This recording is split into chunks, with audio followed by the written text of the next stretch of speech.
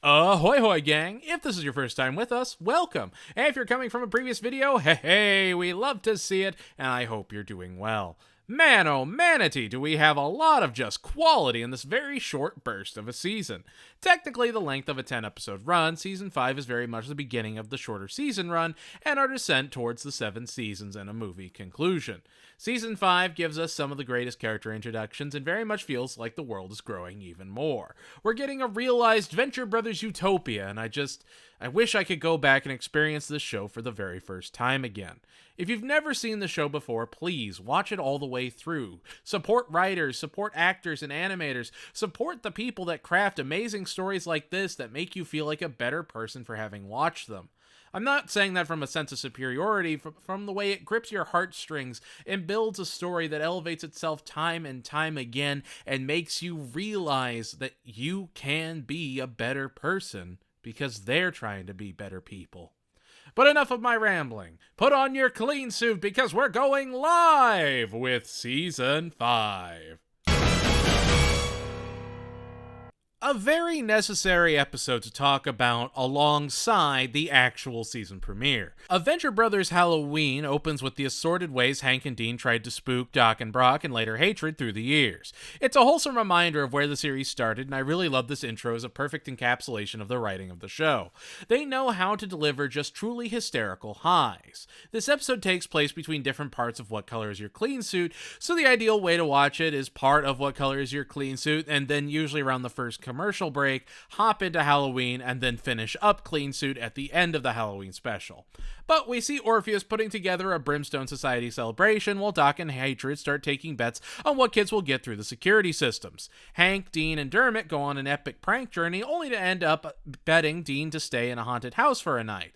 While in the house, he gets assaulted by a weird ape-like man and captured by a man voiced by J.K. Simmons. He reveals that he's Ben, the man that helped Jonas and Rusty develop their clone technology, and tells Dean that he's a clone without wiping his memory. Dean is now completely aware of what he is, even if his genetic makeup is actually better than initially thought, which does give him some hope for the future.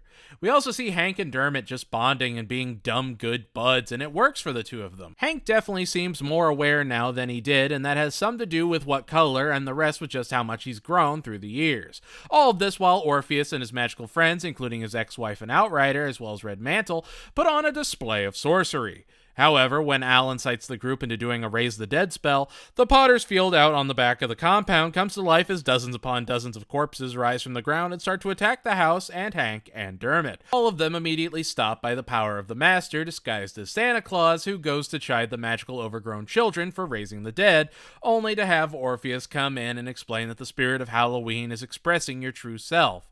It's about discovering who you really are, both metaphorically and literally. Unlike A Very Venture Christmas, A Very Venture Halloween is essential viewing and elevates the season as a whole. Sure, it feels slightly out of place, but all things considered, it's a brilliant addendum to What Color Is Your Clean Suit that makes it feel that much more elevated as a result.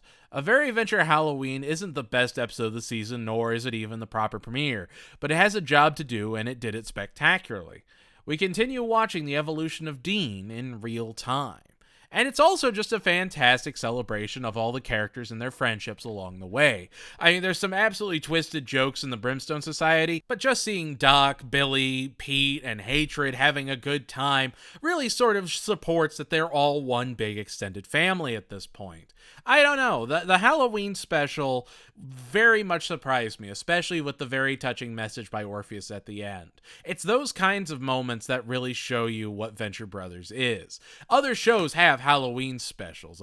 I'm very fond of the Billy and Mandy one with Wayne Knight. However, the Venture Brothers Halloween special is able to mix in both great character development that will push Dean till the end of the season, as well as really touching moments, really touching speeches, and fantastic jokes interlaced in. In much the same vein as the Season 4 premiere, What Color Is Your Clean Suit tells a story that takes place over a long period of time. We open with the ramifications of Operation Prom, with Hunter retrieving everyone from Sphinx, leaving Gary all alone again, Monarch waiting for Gary after he left, Hatred meeting Princess Tiny Feet's lover, Hank waking up to Nikki watching him sleep, and of course, Dean being dropped off by the Outrider and storming in. All while Doc gets a call from Jonas asking about his shields for Gargantua 2 that he hasn't even seen a model of with just a few months before the launch. And Doc, being the procrastinator he is, switches into overdrive to try and get the project done, ignoring all possible consequences. Unlike Operation Prom, What Color Is Your Clean Suit is a longer episode because of everything it's setting up, rather than what it's concluding. They shotgun so many reopened holes into the story to explore, while also giving us a believable reason that Doc is so under the gun now. Dean burns his old life away in his learning bed and finally starts to live his life. He wants to be his own man, and it feels like he's finally catching up to where Hank is maturity-wise. They get to work cleaning up the E-Den, the attic, and start to transition into their new lives as they get to work on the Palamon project. And when Doc needs more money, he enlists one of the greatest characters of all time. One of the greatest rivals Billy has ever faced. The downright diabolical collector and true arch-villain of only the most exquisite of scientists, the illustrious Augustus St. Cloud. All while Dean and Hatred go to State University to recruit interns to work on the project, where we're given Martin, played by Aziz Ansari, and Thalia, played by the amazing Kate McKinnon. I mean, for her to be so attached to this project and to not hear anyone talk about it is just genuinely criminal. She really does put in a ton of effort, and it does need to be celebrated. The interns are given different colored clean suits and broken into groups. We also get the return of Hank Co. as a company store. The interns get to work on the shield and are being pumped full of tons of radiation while Hatred starts to develop breasts.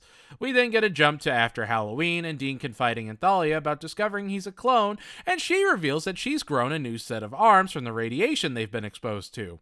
The maintenance crew turning into stony Hulk thing-like monsters, while the development team turn into effectively four-armed greys, and the special class is picked off for food, aka Student Green, a play on Soylent Green that Hatred is very literal with. Dean then goes in and tries to take control of the E-Den when everyone rebels, and he beats Martin at his own game to prove his superiority, while we find out Hatred's real name is Courtney. I'm skipping over it because yes, it gets the ratio done and it's a large chunk of the episode, but it isn't everything. No, Mr. St. Cloud basically not only bribes his way into the guild, but also into being the arch of Billy Quizboy to enact his revenge.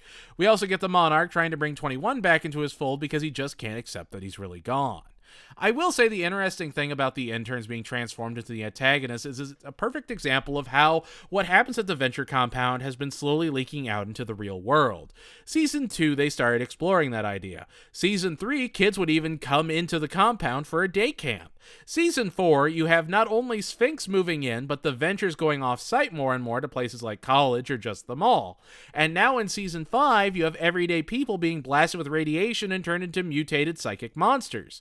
Like, sure, Sheila is coming up with a way to counter these mutations because you fight fire with water, not more fire, but it's still very interesting to see. We also get Billy squaring off with Augustus St. Cloud to win back Doc's things, and we get our introduction to PY, an Asian albino much rarer than the Caucasian variety. And so in order to beat Augustus, Billy has to eat $1 worth of pennies. Eat the pennies, Quizboy. And so they enact their old quiz show days while Dean throws down with Martin to prevent the second dawn. It's a much needed morale booster for the boy, and it's great that even if it's temporary, he had a high point moment. Anyway, Doc and the Monarch pump the E-Den full of effectively cold medicine and a cure for the mutations as they get high and transform back with the plasma shield delivered to Jonas. What Color Is Your Clean Suit is just a great Venture Brothers adventure. It doesn't force itself to develop 1,000 different plot points and actually keeps things pretty concise, all things considered. It knows the story it wants to tell and keeps it streamlined. Each part has just enough room to breathe, and the way the different facets come together at the end just feels like an introduction of a new normal to the series. In the beginning, it was just Hank, Dean, Brock, and Doc. Now look at the compound. You have Pete, Billy, Hatred, Doc, the boys, Dermot, Brock, and the members of the OSI. Their community has grown exponentially, and it's just so great to see. Dean grew, and Hank really just seems actualized. Like, Dean has developed this confidence in his individuality. He's been a twin for so long, and the Dean everyone else wanted him to be, and now he's becoming his own man. Something he could probably learn a thing or two about from Hank, who admittedly is honestly very absent from this special. He's not a huge part of the intro as much as Dean is, and that's great. It's good to have those moments where they just step back and appreciate Dean as a character and Hank as a character and realize you don't need both out there. That's not to say that Hank won't get his own time to shine in literally the next episode. This is also one of the few times that the family deals with a world-ending threat, of their own creation no less. This is where the family is at the start of the season, and as we go forward, the season premieres will almost feel like a season finale. All this in Gargantua 2 honestly fits better at the conclusion of this season than the start of the next, but I'm getting ahead of myself, with an entire season of quality that we have to look forward to. Season 5 definitely seems like the theme is consequences and repercussions. Almost every episode ties back to something that happened in the past without it being like Season 3, where it's just more backstory and development. Here it's a mix of things we saw in world building that just keeps building in on itself, and the next episode is a brilliant example of that. But what color is your clean suit? You could even make an argument for feeling a little bit like a filler episode. Compare it to, say, Operation Prom, where you had this long narrative that puts a footnote at each end of a conclusion of a narrative. Then What Color Is Your Clean Suit comes in, and sure, it does open some things, but none of them are as drastic as what Operation Prom concluded. It's an awkward start to the season. It's not bad at all. It just feels like it's a really, really long traditional episode of Venture Brother. The scenes with the interns at first make sense, but as you watch it over and over again, I don't know. I personally feel like there was some fat that could have been trimmed. Now, was there enough fat to trim it down from a 40-minute to a 23-minute episode? I don't think so. And I think that's why they kind of let things stand. Because if you cut it down to, say, 37 minutes or 35 minutes, that sure is awkward. Like, how do you keep that from being a weird thing to broadcast on television? If it's streaming, okay, that makes sense. You can cut it up. But because of the time period this episode came out, you had to be aware of broadcast breaks. You had to make sure that your show comfortably filled that time. And I think leaving that extra content in really works for it, because I'd rather have more than less. However, in hindsight, I do feel that there is some fat that could have been trimmed off of this episode. It is nice that they set up Hatred more, but I honestly kind of feel bad for him this season. He doesn't feel downgraded, he just feels less, I guess. I don't know. It's hard to explain. It's not that Season 5 is bad at all. It's just that it came directly after Season 4. So there are more things that you can complain about, but they're again, very, very minor. Like, it's a nitpick to make a 9.5 into a 10. What Color Is Your Clean Suit still has a ton of great comedy, a lot of great developments, and is absolutely worth your time. While enjoying breakfast, a Black Hawk lands on the roof of the compound and soldiers storm in to deliver a message from General Manhauser. The weapons Doc provided have gone rogue and he needs them to stop them. The weapon in question? Venturestein and the Groovy Bunch. Now Doc and the family have to go to their base and recapture them. Dean decides to stay behind while they go to get Venturestein and plans to rebuild Helper while they're gone. The family is attacked by a pteranodon and separated. Jillian Jacobs plays the Senator Backwater. Doc and Hatred are captured by a cavalcade of monsters working as a team, and Hank crash lands on a coffee farm and goes into a caffeine-fueled Batman-inspired vigilante crusade. Doc is then brought to Venturestein, who explains he ran into Jorge, who taught him about Che Guevara and communist ideals to start a rebellion, and so he founded to liberate all of the evil scientist experiments and unite them under the same banner, hoping that Doc can represent them in front of other scientists. Doc says he can't, and they end up thrown in prison. We also get a nightmare from Hatred that shows his interest in kids comes from the Super Soldier program he was a part of in the OSI, which, I don't know, it at least explains his behavior and why he doesn't want that to be who he is. Again, it's the only show that can have a character like Hatred and actually have them be somewhat sympathetic. They never shrug off his actions. They have very real consequences and on very real people, but he does try his hardest to atone and tries his best to fight his urges. Like, obviously, he's not really that person anymore, and he is a completely different character than when he was first presented in Season 2. It's just unfortunate that in this episode, he starts to see himself like those monsters that were created by mad scientists, and he even says he wants to stay because, yeah, in the eyes of the OSI, he's just another failed experiment. He's just another monster like these people are. I don't know. You really kind of do feel for him at the end of the day. It's also just a huge elevation of Hank as a character as he flies around and humbles these experiments. He's high on coffee beans, sure, but this is all his years of training materializing in impressive feats of skill. I mean, he saves Doc in hatred when Hank from season 2 cut his tongue on the slit of his Batman mask. He carved a giant lobster open and turned it into a makeshift Batmobile to escape. Like, this is Hank being fully aware of who he is and owning it, and I love to see it. Helper comes to save the family, and Senator Backwood becomes a spokesperson for ERG, thanks to Doc's help. Venture Libre is a great episode in that it shows the success of two of Doc's creations, both Venturestein in uniting the freaks and monsters in one true abomination, and Hank in becoming an incredibly adept boy adventurer.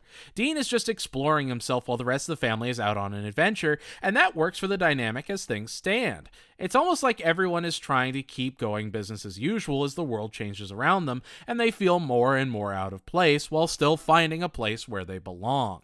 Even Hatred temporarily looks at the monsters as a place for him to belong.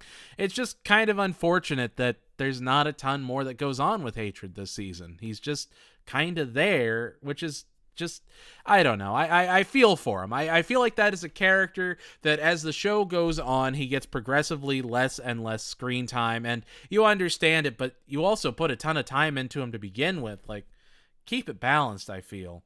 But I don't know. Season 4 was about growth and grief. Season 5 is about consequences and how we continue to grow even after we have our arcs, after you've already done all the growth you think you're supposed to do. You never stop learning. You never stop adapting, just like the bat. The episode opens with Gary singing his own theme song as he tries to take justice into his own hands as the acting leader of Sphinx, only to foil an OSI plan led by Brock and Shoreleave. Gary then tries to help Hatred take out the cocoon, and so he keeps giving him pointers while trying to recruit new members for Sphinx by posting on Guildlist, a version of Craigslist, and sure enough, he gets discovered by original members of Sphinx who want their old operation back. Diamond Backdraft is voiced by Larry Murphy, who you'd probably recognize as Teddy and Bob's Burgers, and Windsong is played by the always brilliant and criminally overlooked Tim Meadows. And so they, alongside their boss, Sphinx Commander, and Hank, join up to revitalize the failing organization. Meanwhile, Monarch and Sheila disguise themselves as exterminators to infiltrate the compound. We also get a great parallel between the new OSI and the new Sphinx, showing that Gary is an excellent soldier, but he still lacks that backbone to be a true leader like Hunter. Hunter has been forged in the fires. He's no nonsense and isn't afraid to drop the hammer when he needs to. Gary rationalizes snacks on duty. Hunter is just such a cool character, and I really do love that he's taken such a position of power. Hank also gets a new power suit with his code name Destiny that gives him enhanced strength and fighting capabilities, and it's going to be around for a minute. Sphinx Rising isn't necessarily filler since it does give Hank a new weapon and focuses on Gary and him having to readjust and starting to feel like a failure all over again. He just can't keep Sphinx running, and the one time he does have something to lead, he gets the old Sphinx together and they try and take over the world while throwing him in prison. Hatred sees Dean as depressed, and he takes him to try and get him out of his funk by investigating the compound. We also get Doc showing Monarch photos, and he stumbles upon one of the two of them when they were kids playing with their parents in the background. And as Brock and Shoreleave save the day, Gary is left completely without a job or a place to call home. Sometimes you just don't win and have to admit it's time to pack it up. I love that Gary puts in all this effort and has grown so much, and that even then, he's still not at the level of, say, Brock or Shoreleave. He's stronger than the average henchman, absolutely, but now he's a small fish in a bigger pond, and he's having to face that. Seeing that the old Sphinx put cyanide chips in their brains and were willing to go out for the cause, it just shows that this isn't a game to these people, even if it is a bit wild. Even the part where Hatred tells Dean he's the best Dean out there, there's that sort of morbid peace that comes with that. I don't know, it's a weirdly heavy episode the more you think about it, but it just makes the next episode that much more refreshing. We open on a flashback to Jonah Sr. and the Venture crew exploring a shipwreck before going to a wedding on Scorpios while leaving Rusty and Helper on the boat alone and abandoned. We then flash forward to Russ selling everyone on the beautiful isle of Spanakos, where they say, Spanakopita! Larry Murphy returns as both Giorgio and Elron, and okay, I need to nerd out. This is just one of my favorite pieces of media of all time. To this day, I will just say, Spanakopita! It's dumb in all the right ways. And I just, man, this is why I couldn't review this show. It would be the most biased review ever, with me coming up with more and more creative ways to go 10 out of 10. Best show. Best thing ever made. Spanakopita is a flaky pastry narrative filled with magical writing, fun in the sun, and cheese. Anyway, Hank and Dean aren't going to the yearly Spanakopita festival, and so Doc wants Pete and Billy to join him, all while the dastardly Augustus St. Cloud watches from Bubo, the mechanical owl from Clash of the Titans, which is far from the only reference you're going to get from this episode. Augustus St. Cloud keeps buying up parts of the island and is determined to ruin the vacation as he takes over Spanakopita. Hatred is understandably incredibly suspicious of everything, even as Rusty makes a bet with St. Cloud. It's great that we get more Pete and Billy, and for once it's a Doc episode that's not focused on him addressing some trauma or anything. He's just enjoying himself and has a place that brings him genuine joy that St. Cloud wants to take from him. Like, in the grand scheme of things, Spanakopita exists because Giorgio and his crew ransacked the Venture ship and accidentally took Rusty hostage. But when they saw how sad he was, decided to throw a big festival to try and distract him. It's really kind of sweet in a way. But we also get a great stop-motion dream sequence done by Stupid Monkey and the Robot Chicken crew, with Billy and Pete fighting a giant four-armed St. Cloud again, an homage to the old Clash of the Titans. Pete and Billy raid the X2 and fight PY while trying to stop Augustus from taking Spanakos. Seeing the flashback of Team Venture fighting the ghost of Elron while too distracted to find Rusty just shows how neglected he really was and helps you feel some amount of pity for Doc. To hear that he came back after his dad died and was using this made-up holiday as an escape from his otherwise dreary life, and that St. Cloud would so unceremoniously take it away from him? I don't know. Spanakopita is just such a wholesome episode in a way. It exists to show off Pete and Billy, give Hatred some confidence in keeping Doc safe, and show that Doc is just a guy trying to be happy. I don't know. I love that. I love that he's been doing everything he could to just find his peace. And having this episode without Hank or Dean really gives him some much needed fun in the sun and time to shine as a character with confidence for a change. He's the reigning champion of Spanakopita. He's the unrivaled pro. Who cares if they made it up? It means something to him, and the fact they don't want to take that from him is beautiful. Like the fact that Georgios is willing to humor the idea even after Jonas and Team Venture paid him a visit and took out his eye as revenge for taking Rusty, he never turns around and takes that out on Doc. The crimes of the father are not the crimes of the son, and instead, you just get a good episode. It's just everything it needs to be. It hits all the right notes, and at the end of the day, it makes you appreciate a good spinach pastry. The episode opens with Molotov and Monstroso atop Monstroso's boat, sunbathing as Brock and Shoreleave lead a new team of OSI members, including Tank Top, Headshot, played by Bill Hader, and Amber Gold, played by Paget Brewster. They capture Molotov and Monstroso, and when we fast forward, we find out the Flying Fortress was taken down, and somehow the two escaped, as the OSI sends investigators to figure out what happened. This is a very weird episode to talk about, especially when you know all the final twists and turns. You're supposed to put the picture together with the characters, and on a first watch through, it's fantastic at doing that. But the more you watch it, the more you know what's going to happen, and it just sort of takes the suspense out. Basically, they take them back to the sky base where the Ventures are for Hatred to get a checkup. While on the sky base, Monstroso tells them about the guild and helps point out Clue Clown as one of the Council of 13 members. We also get some background on Amber Gold and Headshot as characters. Hank is also still in his power suit, and when things go to chaos while Doc is giving Dean a tour of the complex, he releases two precogs, a very obvious reference to Minority Report. Anyway, Monstroso gets visited by the investors when Molotov is trying to escape, and they phase him through the floor, taking him out once and for all. Granted, no one knows this happened other than the audience, so they think he's just missing after giving a ton of guild intel up. Molotov continues to wreak havoc, and when Hatred is almost taken out, Hank rushes to his rescue and considers him family, even calling him Uncle Ventrid.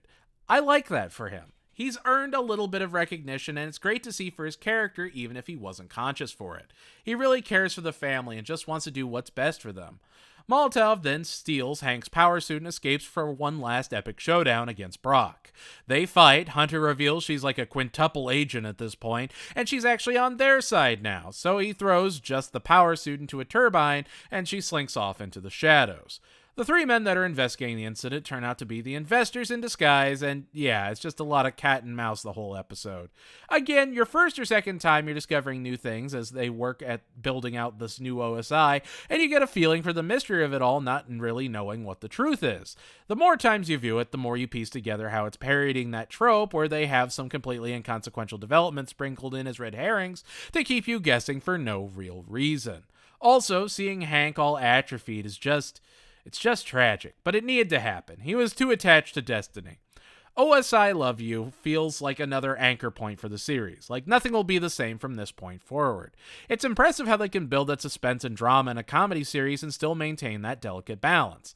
But I don't know, I can't put my finger on it. Something just doesn't feel right about the whole thing. It's not a miss of an episode, but it almost feels too packed with things.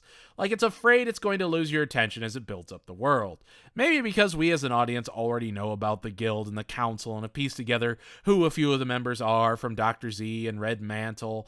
These characters don't know that, though, and you do, so I can see it being a glossed-over moment, even if it's super important. We also find out that David Bowie isn't the actual Sovereign, it's just someone that looks like him, which, yeah, it makes sense that's just a shapeshifter, but that doesn't mean I have to be happy about it. Doc gets ready for a very important phone call and puts the boys to bed. However, Dean is talking to a woman and keeps telling her he loves her and doesn't elaborate. Hank and Dermot decide to use a Teddy Ruxpin knockoff, the same from Every Which Way But Zeus, to keep him distracted. Doc is also a lot more harsh with Dermot and starts to parent him a little now that he's figured out he is in fact his son. It's awkward, but at least he's trying. But when Teddy doesn't make a call, Doc is positive something is going on and is determined to get to the bottom of it. I actually love dumb Doc. He's so confident that Teddy is held hostage. Like, this is a man that has seen wars in the lost city of Atlantis. He's been to space and actively works in super science, and he can't tell when he's effectively being pranked. Like, he's hunting down By Golly Gulch, and it's small, but the way he reacts to hatred using a V-phone and the use of the J-pad earlier really shows how jealous he is of Jonas for making such a big name for himself. Like I said, it's small, but it's there. Meanwhile, Gary, Hank, and Dermot decide to get admitted to an institute for the criminally obsessed so they can get the real Teddy Talks-a-Lot to talk to Doc and end the charade. This is just the single best plan that could ever come from these three working together, and I'm actually kind of about it. Turns out the person that Dean was talking to and ends up visiting was in fact Myra, Doc's old bodyguard, who has put together Mama's Boys, a group of the criminally obsessed villains, including our first introduction to Radical Left, and the Teddy Talks-a-Lot voice. Dermot doesn't get taken in with Gary or Hank, and has to actually be saved by Dr. Orpheus in one of his few appearances this season. Myra wants Dean put inside her and reveals she's not their actual mother.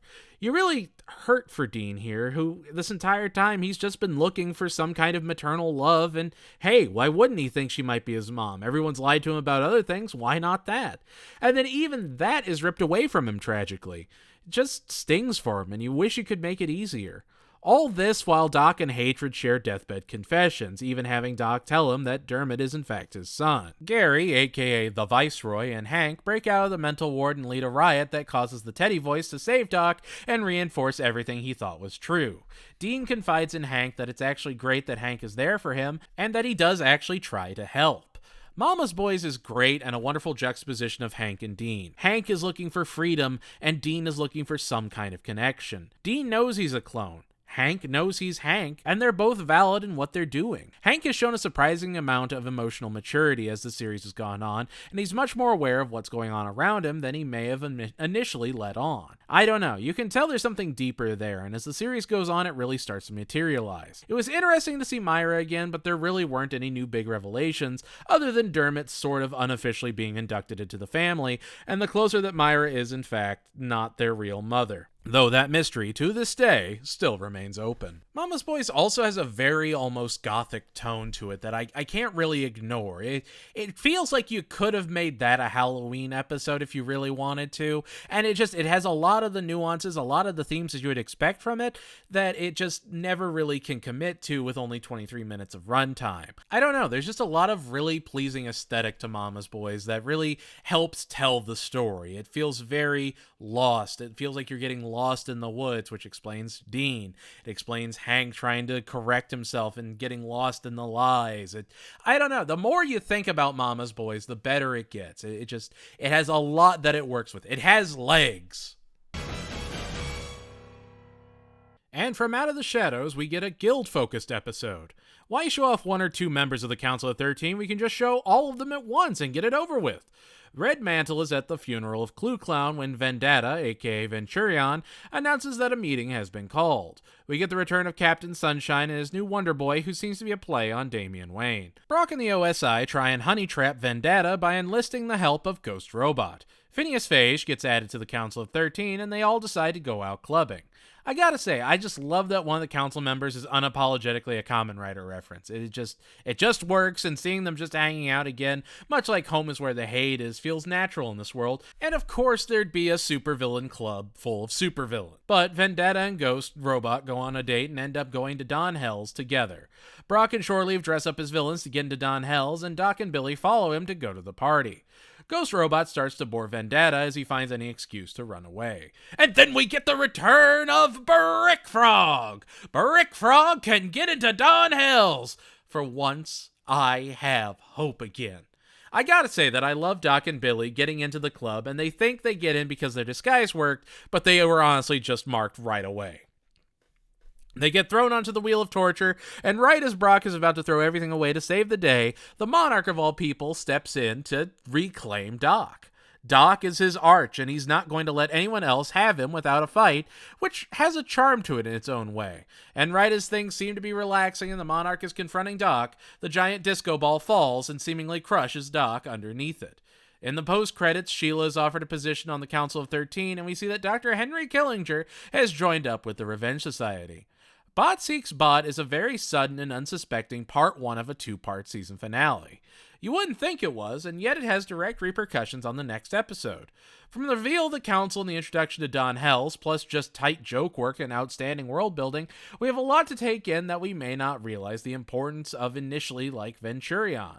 Bot Seeks Bot is very much a simmering start to a season finale, unlike, say, The Family That Slays Together or Cremation Creek Part 1. It's tense, but still feels like a plot that could be resolved in 23 minutes and move on. I don't know, it's not that I have a problem with the episode, it's really just the curse of any finale that follows Operation Prom. How do you compare to such a tight-knit 43 minutes of entertainment? Like, What Color Is Your Clean Suit was really just a long standalone episode that kicked off the season but didn't do anything horrifically major. Now remember all this. Remember where this season ends and where season 6 begins, and you'll genuinely understand my frustration with everything. There's a reason to it, and it's mostly that Gargantua 2 was shoehorned in as a special between season 5 and 6, even though it fits more as the season 5 conclusion than it does being associated with season 6, since season 6's second episode feels much more like a proper season intro. Dean wakes up in the middle of an old airfield where he was dropped off by Hatred and Helper under the assumption that Doc isn't around anymore. Colonel Gentleman takes Dean and Action Man takes Hank as their respective godfather. And right out of the gate, we have Action Man burying Ent Man because he rocked his chair back and crushed him. Gone, but not forgotten. So yeah, Hank is living it up in Boca Raton while Dean is experiencing Moroccan culture with the Colonel and learning just how violent thumbs can be. Hatred is determined to find Doc and get him back from the Monarch, and so he goes to Gary for help. And yeah, Doc is still very much alive and Monarch can't get over how excited he is to finally truly arch him, while Sheila tends to Doc's wounds and tells him to play along as much as possible, otherwise she'll destroy him. We also get Hank helping Action Man try and get with Rose, who we'd later find out is Billy's mom. Rose is great. She wants to save Hank with the power of show tunes, and she's just so completely delightful. Meanwhile, Gary and Hatred are raiding the cocoon. Gary then eventually does start getting homesick, and we get a flashback to Team Venture fighting Brainulo and having to fight their crushes. Triple threat actually being Rose, and it actually kind of elevates the story as a whole. We also see Colonel Gentleman is just miserable where he is, and he needs to do something more. All while Hatred and Gary bond until the Moppets try and turn the two against each other. However, when Gary runs into the Moppets and calls them out for taking out 24, he turns the other henchmen against them and takes the Moppets out once and for all. And while the Monarch struggles to even do anything torturous, he just says screw it and lets him go.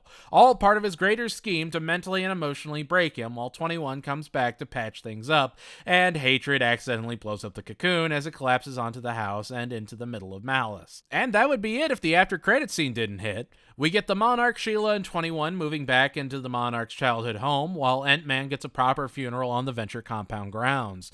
Dean and Hank finally have a heart-to-heart, and Dean just lays everything out and tells Hank they're clones. But what Dean took as traumatic, Hank takes with all smiles as he lives it up and celebrates that they're the Venture brothers. Of course they're clones. They're awesome. They're amazing. And that actually puts Dean's heart at ease. If he has Hank, everything will be okay.